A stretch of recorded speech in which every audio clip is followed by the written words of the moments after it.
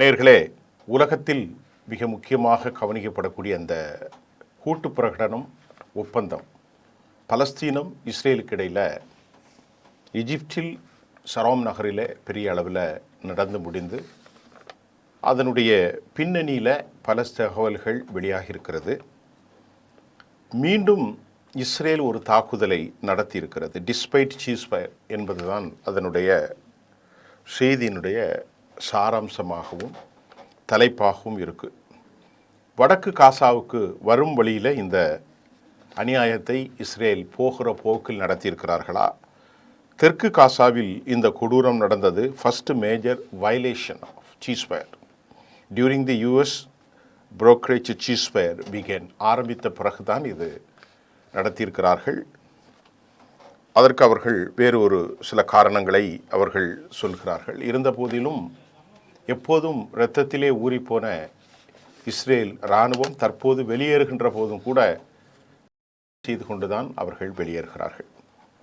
Spain எந்த ஒரு அதிபர் அவர் ரொம்ப தெளிவாக சொல்லியிருக்கிறார், சான்சஸ் எந்த ஒரு நிலையிலும் பெஞ்சமின் நெத்தன்யாகு இந்த அக்ரிமெண்ட் நடந்தாலும் அவர் குற்றத்திலிருந்து ஒருபோதும் தப்பிவிடக்கூடாது, நெத்தன்யாகு தப்பிவிடக்கூடாது, இதை மறந்துவிடக்கூடாது, இதுதான் யதார்த்த நிலை என்பதையும் இனப்படுகொலைக்கு நீதி கண்டிப்பாக கிடைக்க வேண்டும் எனவும் ஸ்பெயினுடைய பிரைம் மினிஸ்டர் மிஸ்டர் சான்சஸ் அவர் தெளிவுபடுத்தியிருக்கிறார். அவருடைய அந்த கருத்தில் காசாவுக்கான புனரமைப்பு எல்லாவுடைய அந்த காசாவினுடைய பாதுகாப்புக்கு தனது தேசம் முழுமையாக பங்கேற்கும், நாங்கள் தயாராகவே இருக்கிறோம் என ஸ்பெயினுடைய பிரைம் மினிஸ்டர் சான்சஸ் தெளிவாக கூறியிருக்கிறார். செயின் ஏற்கனவே முழுமையாக இஸ்ரேலுக்கு ஆரம்ப கட்டத்தில் முதலாக ஆயுத சப்ளை நிறுத்திய பெருமையும் கூட ஸ்பெயினுக்கு உண்டு. அந்த போகிற வழியில் அமெரிக்க அதிபரிடத்தில் ஒரு கேள்வி கேட்கப்படுகிறது, 2 ஸ்டேட் சொல்யூஷன் குறித்து என்ன நினைக்கிறீர்கள் என்ற ஒரு கேள்வி. அதற்கு அவர் சொல்கிறார், பெரும்பான்மையாக மக்கள் ஒரே நாடு குறித்து தான் பேசி கொண்டிருக்கிறார்கள், பல இடங்களில் 2 ஸ்டேட் சொல்யூஷனும் கேட்கின்றது. நான் ஒரு ஸ்டேட்டா 2 ஸ்டேட்ஸா என்பதை சிந்திக்கவில்லை. ஆனால் இந்த காலகட்டத்தில் நாம் காசாவு புனரமைப்பு, மறு உருவாக்கம், மக்களின் பாதுகாப்பு, உணவு போன்ற விஷயங்களில் தான் அக்கறை செலுத்த வேண்டிய கடுமையான சூழல் இருக்கிறதே தவிர அதை விடுத்துவிட்டு 2 ஸ்டேட் சொல்யூஷனா இதெல்லாம் நான் சிந்திக்கவில்லை. பின்னால் என்ன நடக்கும், காலங்கள் மாறுகிற போது என்ற வார்த்தையும் அவர் சொல்லியிருக்கிறார். அச்சூழலை ஏற்பட்டவாறு அமெரிக்கா நடவடிக்கை எடுக்கும் என்பதை அவர் சொல்லியிருக்கிறார். இது ஓரளவிற்கு ஒரு பாசிட்டிவான சிக்னல் என்று தான் நாம் பார்க்கிறோம். அவருடைய பேட்டியை உன்னிப்பாக கவனித்தவர்களுக்கு தெரியும். தற்போதைய சூழல் யூத, முஸ்லீம், கிறிஸ்தவர்கள் மகிழ்ச்சி அடைகிறார்கள். அதுதான் என்னுடைய முக்கியமான டியூட்டியை நான் முடிச்சிட்டேன் அப்படின்ட்டு அவர் சொல்லியிருக்கிறார். உண்மையிலே இந்த அக்ரிமெண்ட்டு நின்றுவிடக்கூடாது என்றுதான் உலகத்தில் பல பேருடைய கவலைகள் இருக்கிறது. யூதர்கள் கடந்த காலங்களிலிருந்து பல நூற்றாண்டுகளாக அவர்கள் வரம்புகளை மீறக்கூடியவர்கள். என்னதான் நீதியை பற்றி பேசினாலும், என்னதான் தோராவை பற்றி பேசினாலும் அவர்களுடைய வரலாறு அப்படித்தான் இருக்கிறது. ஹோலோகாஸ்டுக்கு பின்பு தங்கள் மீது அவர்கள் இந்த இரத்த சடுதியை பூசிக்கொண்டார்கள். பூசியவர் முழுமையாக இஸ்ரேல் மக்கள் அல்ல, இருந்தாலும் அந்த நாட்டை ஆட்சி செய்கிற தலைவனாக தேர்ந்தெடுக்கப்பட்ட கடுமையான தீவிர யூத வெறி கொண்ட சியோனிச தத்துவத்தின் பால் தன்னை அணைத்து கொண்ட பெஞ்சமின் நெத்தன்யாகுடைய போக்குத்தான் இந்த விவகாரத்தில் ஒரு கவலைக்குரியதாக இருக்கிறது. அதே சமயம் ஒரு குறிப்பிட்ட coordination for more monitor committee காசாவினுடைய எல்லைப்புறங்களில் அரபு கோலிஷன் மற்றும் யூரோப்பிய யூனியனுடைய தலைமையில் ஒரு படை உருவாக்கப்பட வேண்டும். ஏனென்றால் அவர்கள் காசாவிற்கு உள்ளே வரமாட்டார்கள். காசாவினுடைய பாதுகாப்பு நடவடிக்கைகளே பலஸ்தீன் நேஷனல் அந்த அமைப்பு PNA என்று சொல்லக்கூடிய பலஸ்தீனுடைய தேசிய அத்தாரிட்டி, நேஷனல் அத்தாரிட்டிஸ் மஸ்ட்டு, அவங்க கண்டிப்பாக அதை எடுக்க போகிறாங்க. அது நான் ரெண்டாவது சொல்கிறேன். அது மட்டும் இல்லாமல் இந்த ஒரு மத்திய நீதியான ஒரு படை துருக்கி, ஈஜிப்டு இவர்கள்தான் அந்த சென்ட்ரல் பார்ட், 2 தேசங்களுக்கு மத்தியிலே அவர்கள் இருக்க வேண்டும். ஏனென்று சொன்னால் உள்ளே நுழைந்து தாக்குதல் நடத்துவதற்கு வழிகளை தேடக்கூடியவர்கள் வருங்காலத்தில். அதிலும் கவனமாக இருக்கணும். குறிப்பிட்ட வட்டத்துக்குள் அவர்கள் இருக்க வேண்டும். மெல்ல தன்னாட்சி வட்டத்துக்குள் வரும் நிலையில் ரஃபா ஏடு தாராளமாக வேண்டும் என்ற நிலையில், பலஸ்தீனம் தன்னாட்சி வட்டத்துக்குள் வரும் நிலையில் யுனைடெட் நேஷன்ஸ் இதை ஒரு தனி நாடாக மாற்றக்கூடிய ஒரு வாய்ப்பு நிச்சயமாக கண்டிப்பாக நடக்கும். அதற்கு அதிக தொலை இருப்பதாக நமக்கு தெரியவில்லை. தற்போது அது ஒரு தன்னாட்சி பெற்ற ஒரு குடியரசாக மாறுகின்ற போது அடுத்து ஏற்கனவே அவர்களுடைய 1948 பிரகடனத்தை அமல்படுத்த வேண்டிய பொறுப்பும் கடப்பாடும் ஐக்கிய நாட்டு சபைக்கு இருக்கிறது.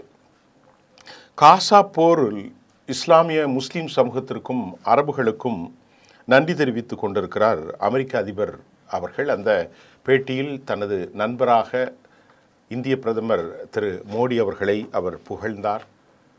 அந்த புகழ்ச்சியின் போது பாகிஸ்தான் பிரதமர் ஷாஃபாஸ் அவர்களும் கூட பக்கத்தில் இருந்தார். 20 நாட்டின் தலைவர்களோடு அல் ஃபத்தா அல் சிசி மிக முக்கியமாக இந்த வன்முறையை முடிவுக்கு கொண்டு வந்ததாகவும் அறிவிக்கப்பட்டது. ட்ரம்ப் அவர்கள் காஸ் ஆஃப் போர் எண்டட் என்ற வார்த்தை சொல்கிறார். இந்த விவகாரத்தில் ஹமாஸ் யாரும் கலந்து கொள்ளவில்லை. ஈரான் அமெரிக்கா கொண்டு வருகிற எந்த பிரகடனத்தையும் தாங்கள் காசாவின் நன்மைக்காக அமைதி ஏற்படலாம் தவிர அவர்கள் அங்கே கலந்து கொள்ள விருப்பம் தெரிவிக்கவில்லை. ஆனாலும் இந்த அக்ரிமெண்ட்டின் மூலம் ஒரு அமைதி திரும்புவதற்கு ஈரான் மனப்பூர்வமாக உளப்பூர்வமாக தன் வாழ்த்துக்களை பகிர்ந்து கொண்டிருக்கிறார்கள். இஸ்ரேல் வரப்போகிறார்கள் என்று காலையிலே அறிவிப்பானது. ஆனால் பெஞ்சமின் நெத்தானியாகு வந்தால் அந்த மனிதனுடைய முகத்தை நாங்கள் பார்க்க விரும்பவில்லை என 2 தேசங்கள் கடுமையாக சொல்லியிருந்தது. ஒன்று துருக்கி, அதே போன்று ஈராக், இந்த 2 நாடுகளுமே சொல்லியிருந்தார்கள். அடுத்தமாக இந்த ஃபண்டு ரைசிங் கமிட்டி மொத்தமாக அவர்களுக்கு தேவை ஒரு 6 லட்சம் கோடி ரூபாய், இந்திய மதிப்பில் $70 பில்லியன். அதை முழுமையாக தீர்க்குவதற்கு ஒரு 15 ஆண்டுகள் மேல் ஆகலாம். பல மில்லியன் வெயிட் கொண்டிருக்கக்கூடிய அந்த உடைக்கப்பட்ட கட்டட துகள்களை அகற்றுவதற்கு பல தசாப்தங்கள் ஆனாலும் கூட தற்போது அவர்களுக்கு தேவை ஒரு 70 கோடி, அதாவது $70 பில்லியன். இந்திய மதிப்புக்கு ஒரு 6 லட்சம் கோடி. இது உடனடியாக ரைஸ் ஆயிடலாம். இது ஒரு பெரிய அமௌண்ட்டே கிடையாது. 4 ட்ரில்லியன்களை 400 லட்சம் கோடியை கத்தரும் யுனைடெட் அரபு எமிரேட்ஸும் சவுதி அரேபியா இந்த நாடுகளெல்லாம் கொடுக்கின்ற போது ஆளுக்கு $1 பில்லியன் கொடுத்தாலே மிக ஈஸியாக அதெல்லாம் முடிந்துவிடும். யூரோப் யூனியன், அமெரிக்கா மற்றும் மத்திய கிழக்கு நாடுகள், எல்லா நாடுகளுமே ஏற்கனவே 300 குரோனர்களை பெல்ஜியம் வழங்கியிருக்கிற தகவல் நாம் சொல்லியிருக்கிறோம். ஆகவே இதில் ஒரு பிரச்சனையும் என வாய்ப்பில்லை. மிக முக்கியமாக பெண்களுக்கான கல்வி அங்கே கொடுக்கப்பட வேண்டும். பெண்கள் வளர்ச்சி இல்லாத ஒரு தேசம் எப்போதும் அது சரியாக இருக்காது. அது மட்டும் இல்லாமல் மருத்துவமனை அளிக்கப்பட்டிருக்கக்கூடிய 36 மருத்துவமனைகளுக்கு ஈடாக உடனடியாக மருத்துவமனைகள், இன்டர்நேஷ்னல் டாக்டர்ஸ் எல்லாம் உடனடியாக அவர்கள் பசியின் கொடுமையால், ஸ்டார்வேஷன் மற்றும் ஊட்டச்சத்து குறைபாடுகளால் இருக்கிற குழந்தைகளுக்கு, இன்ஃபேண்ட் கர்ப்பிணி தாய்மார்களுக்கு உடனடியாக எமர்ஜென்சி நடவடிக்கை எடுப்பதற்கு நாம் அதை மேற்கொள்ள வேண்டும். அதுவும் பேசப்பட்டிருக்கலாம். யூத குடியேற்றத்தை தடுத்து நிறுத்துவது மிக மிக மிக மிக மிக மிக முக்கியமான பணி. அனெக்சேஷன் என்ற வார்த்தைக்கு இடமில்லை என அமெரிக்க அதிபர் மேற்கு கஸாவில் சொன்னாலும் கூட தற்போது அது ஒரு சிக்கலான ஒரு பிரச்சனை தான். ஜெருசலேம் நகரையெல்லாம் இதோடு இணைத்து அப்பாஸையெல்லாம் காலி செய்ய வேண்டிய ஒரு மிகப்பெரிய உருப்படியற்ற ஒரு ஊழல் ஆசாமி. அதில் ஒரு புதிய இணக்கமான சூழல்களை பலஸ்தீனத்தில் உருவாக்க வேண்டும் என்பது மிக முக்கியமாக வேண்டும். அல்-அக்ஸா மசூதி பாதுகாக்கப்பட வேண்டும். அது ஒரு புனித தலமாக சாலமோனுடைய கட்டிடமாக இருப்பதால் கிறிஸ்தவர்களுக்கும் முஸ்லிம்களுக்கும் யூத மக்களுக்கும் ஆப்ரஹாமினுடைய வழித்தோன்றல்களுக்கான அந்த உரிமையை, ஒரு சுற்றுலா தலத்தை அதை உறுதி செய்ய வேண்டும் என்பதும் இங்கே நாம் கவனிக்க வேண்டும். இதுக்கிடையில் பலஸ்டீன்ஸ் நேஷ்னல் அத்தாரிட்டி ஆயுத மௌனிக்கு பின்பு குறிப்பாக இந்த பொறுப்பை கஸாவிலே ஏற்கப் போகிறார்கள். அவர்களிடத்திலே தான் இந்த பலஸ்டீன்ஸ் நேஷ்னல் அத்தாரிடத்தில் ஹமாஸ் தன் ஆயுதங்களை கொடுப்பார்கள். ஆனால் மிக முக்கியமாக பலஸ்தீன அத்தாரிட்டிஸ் ஒரு புதிய பக்கத்தை நாங்கள் ஓப்பன் செய்திருக்கிறோம் என்று ஹமாஸ் அறிவித்திருக்கிறது. எங்களுக்குள் PLOக்கும் எங்களுக்குள்ள உள்முரண்கள், த கான்ஃப்ளிக்ட் சாத்தியமே இல்லை என்பதை ஹமாஸ் அறிவித்திருக்கிறது. ஒருமித்த குரலில் ஆயுத பிரச்சனைகள் எல்லாம் தீர்ந்து விட்டது. ஆயுதங்கள் எங்களிடத்தில் இருந்தது, அப்படி இப்படி என்றெல்லாம் எக்ஸாக்சரேட் பண்ணப்பட்ட செய்தி என ஹமாஸ் சொல்லியிருக்கிறார்கள். நாங்கள் ஆயுதங்களை வைத்திருப்பது எம்முடைய மக்களின் பாதுகாப்புக்கு தவிர ஒருபோதும் அக்ரெஷனுக்கு அது பயன்படுத்தப்படாது என்கின்ற செய்தியை the statement had been confirmed, அவர்களுடைய அறிவிப்பானை அதை உறுதி செய்திருக்கிறது. We have a basic weapons for defence purpose என்பதை அவர்கள் அறிவித்திருப்பதாக சர்வதேச நாளேடுகள் குறிப்பாக ஹமாஸ் கூறியிருப்பதாக செய்திகள் வந்திருக்கிறது. ஆகவே அவர்களிடத்தில் வைத்திருக்கிற இந்த ஆயுதங்களின் மூலமாக அவர்கள் உள்நாட்டு போராளி குழுக்களுக்கு எதிராக போராடுகிற ஆன்டி சோசியல்ஸ் எலமெண்ட்ஸ் கண்டிப்பாக கட்டுப்படுத்தப்படும் என ஹமாஸ் சொல்கிறார்கள். இது எக்ஸாக்சரேட் பண்ணக்கூடிய செய்தி. வரும் ஆட்சியில் எங்களுக்கு தேசிய பாதுகாப்பு குறித்து விவாதிக்கப்படும். PLOவோடு, அதாவது பலஸ்தீன் நேஷனல் அத்தாரிட்டியோடு நாங்கள் ஹமாஸ் என்ன சொல்லியிருக்கிறார்கள், ஒரு தேசிய பாதுகாப்பு, ஒரு நேஷனல் செக்யூரிட்டி கவுன்சில் இணைந்து செயல்படுவோம். Have no chances conflict with PNA, Palestine national அத்தாரிட்டியோடு எந்த விதமாக முரண்படுவதற்கும் டிஸ்கிரிப்பன்சி எதுவுமே இல்லை என்பதையும் ஹமாஸ் அறிவிப்பு செய்திருக்கிறது. 2006 எலெக்ஷனில் தான் ஹமாஸ் வெற்றி பெற்றார்கள். அதற்கு முன்பு அது பலஸ்தீனுடைய இதில் தான் இருந்தது. ஃபத்தா பார்ட்டி தோல்வி சந்தித்ததார்கள். த ஸ்பிளிட் தி பிட்வீன்ஸ், அப்பொழுது தான் அவர்களுக்குள் முரண்கள் இருந்தது. இப்பொழுது சர்வதேசம் பலஸ்தீன் அத்தாரிட்டத்தில் ஒப்படைக்கலாம் என்று முடிவு செய்திருக்கிற போது அதற்கு முழுமையான அத்தாரிட்டி பலஸ்தீன் நேஷனல் அத்தாரிட்டி தான். ஆகவே தான் எங்களுக்குள் முரண்கள் இல்லை, நாங்கள் கான்ஃப்ளிக்டில் ஒருபோதும் ஈடுபட மாட்டோம், எக்ஸாக்சரேட் பண்ணக்கூடிய செய்திகளை நம்ப வேண்டாம், நேஷனல் செக்யூரிட்டிக்கு நாங்கள் அந்த அத்தாரிட்டியோடு பேச்சுவார்த்தை நடத்துவோம் என ஹமாஸ் ப்ரக்ளமேஷன் அவர்களுடைய பிரகடனமாக இருக்கிறது. Hamas was taken fully Gaza security the control. 7000க்கும் மேற்பட்ட அந்த படைகள் தற்போது அவர்கள்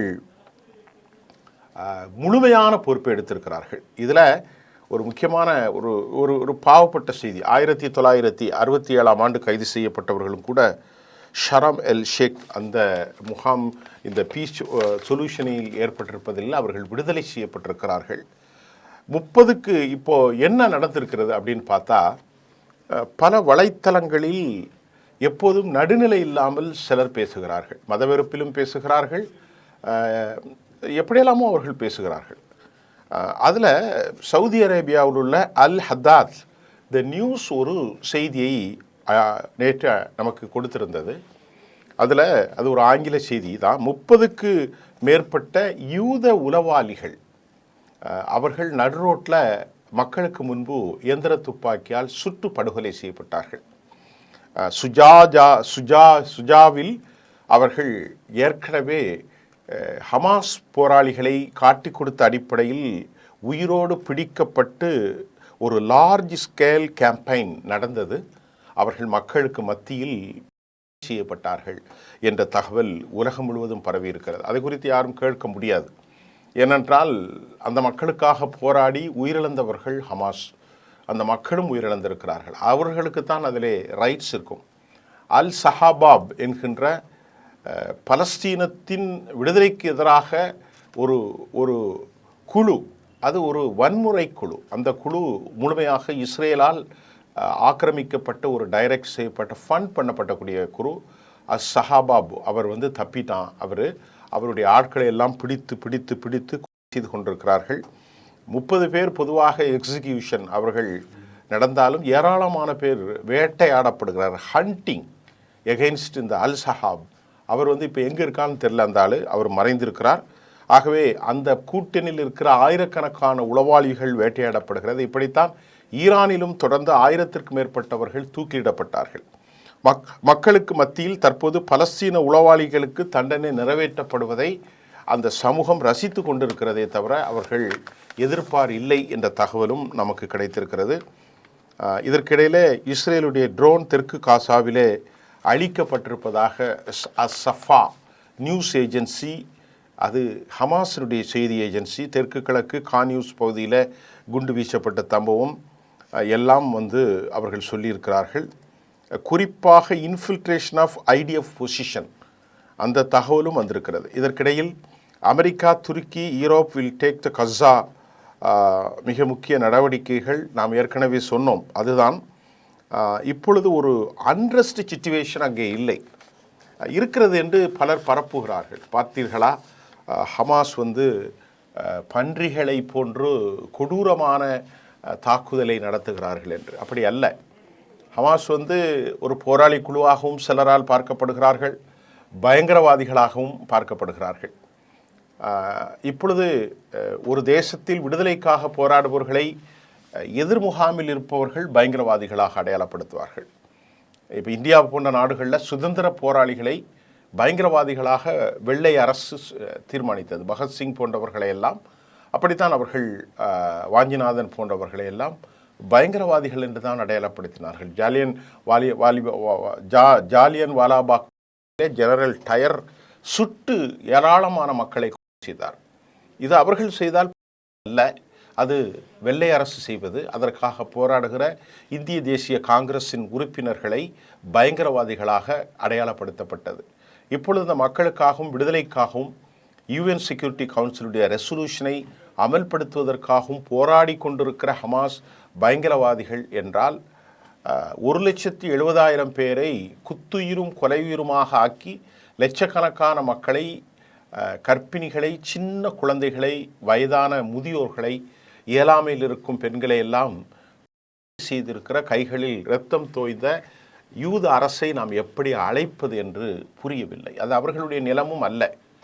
ஆனால் இது ஒரு வாக்களிக்கப்பட்ட ப்ராமிஸ் லேண்ட் என்று ஒரு விவகாரத்தை மட்டும் கையில் எடுத்துக்கொண்டு பொதுமக்களை ஒரு அரசாட்சி, அதாவது செட்டிலர்ஸ் கவர்மெண்ட். அவர்கள் ஒரு 100 ஆண்டுகளுக்கு முன்பு இங்கு இல்லை. அதற்கு பிறகு திணிக்கப்பட்ட ஒரு சமூகம் அங்கே வாழ்ந்து அந்த மண்ணிலே மடிந்து கொண்டிருந்த பல ஆயிரம் ஆண்டுகளாக இருக்கிற ஒரு சமூகத்தை ஃபோர்ஸபிள் எவாக்குவேஷன், அதற்கான முயற்சி எடுத்து போரிட்டு தோல்வியை சந்தித்து இப்பொழுது அவர்கள் இந்த சமாதானத்திற்கு அழைக்கப்பட்டார்கள். இந்த நாட்டு மக்களே இவர்களை விரும்பவில்லை. அவர்கள் செய்தால் அது ஆபரேஷன் ஐடிஎஃப். ஆனால் அந்த நாட்டை டிஃபென்ஸ் ப்ளே பண்ணுவதற்கு ஒரு நடவடிக்கை எடுக்கப்பட்டால் அது பயங்கரவாதம். இதை நீங்கள் தான் புரிந்து கொள்ள வேண்டும். அது உங்களுடைய பார்வைக்கு. இறுதியாக இந்த நியூஸில் ஒரு செய்தி, அமெரிக்க அதிபர் ஒரு பெர்மிஷனை எங்களுக்கு வழங்கியிருக்கிறார் என்று அமெரிக்காவினுடைய ஸ்பெஷலான envoy mister Steve Witkoff and Jerry Kushner நேற்று நடந்த ஒரு சம்பவத்தை, நேற்றில் முந்தானம் 3 நாட்களுக்கு முன்பு, 2 தினங்களுக்கு முன்பு நடந்தது. ஜெரி குஷ்னர் அமெரிக்காவினுடைய ஸ்பெஷலாக அவருடைய மருமகன் ஸ்டீவ் விட்காஃபும் கூட ஹமாஸினுடைய தலைவர் கலீலுல் ஹயா அவர்களை செங்கடல் ரெசார்ட்டில் சந்தித்திருக்கிறார். கிட்டத்தட்ட 45 மணி நேரம் இந்த பேச்சுவார்த்தை நடந்திருக்கிறது. இது முழுமையாக அமெரிக்காவினுடைய ரெட்ஸ், அதாவது கிரீன் சிக்னல் அடிப்படையிலே தான் நாங்கள் ஹமாஸ் தலைவர்களை சந்தித்தோம். நிறைய பேசியிருக்கிறார்கள். அது என்ன பேசினார்கள் என்று வரவில்லை. ஆனால் ஸ்டீவ் விட்காஃப், ஜெரி குஷ்னர் மற்றும் கலீலுல் ஹயா தலைமையிலான போராளி குழுக்கள் சந்தித்து பேசிய தகவல் வந்திருக்கிறது. இதற்கு முன்பு சில மாதங்களுக்கு முன்பு ஆதம் பவுச்லர் அவர்களை சந்தித்த விவகாரத்தையும் நான் உங்களுக்கு சொல்லியிருந்தேன். Adam Boehler, he was appointed special envoy. அவர் அமெரிக்காவுடைய விஷயம். அவர் ஒரு hidden talk had been done. அப்பொழுது அது முடிந்தது.